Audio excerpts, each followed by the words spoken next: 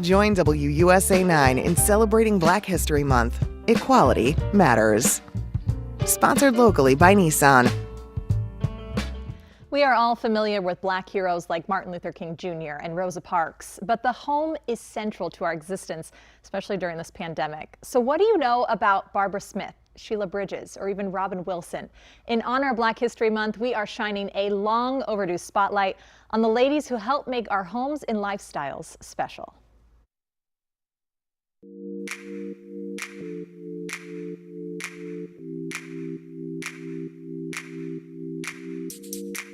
Robin, for Black History Month, we really want to shine a spotlight on interior designers who came from the African American community that sometimes people don't know, but I think if we start with B. Smith, most people know who she is, right? We have to start with B. Smith. Yeah. She is the legend who really created the dream for so many young African American Black women. I remember watching her show. It bounced around a lot on the television stations, but I remember watching it whenever I could, see the show. And then I remember going to her restaurant in Washington at Union Station and just really meeting her and having a moment of recognition that this is a pioneer in the lifestyle brand, empire building world. Something that we talk about on this show sometimes is how much harder it is for an African American to get the funding to start their business. And like B. Smith did, she used her own funds to help support and launch this incredible business. Do you still see that today in the community? You know, I pay homage to her because I think she was the first model on the cover of Mademoiselle, right, or one of the top fashion magazines, and used her own money to build her lifestyle brand, to get on cable, to create a magazine. And today, here we are, X number of years later, and we know she passed last year in 2020.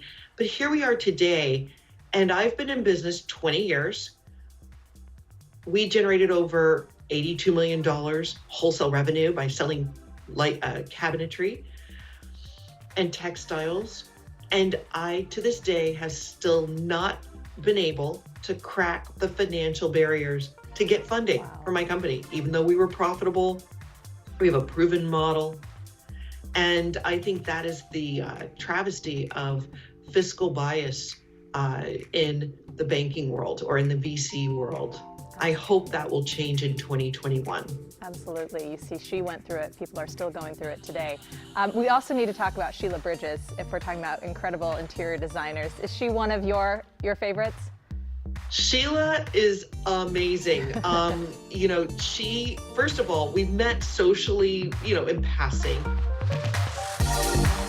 What I love about her is she has cornered the market on the toile design world. She is a pioneer in so many design magazines as a leader.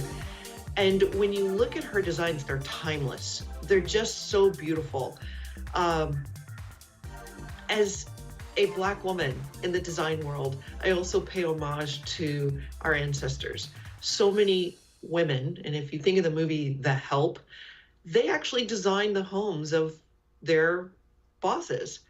They may have sewn the curtains and done the slipcovers and figured out furniture placement, but they never got the credit. Right.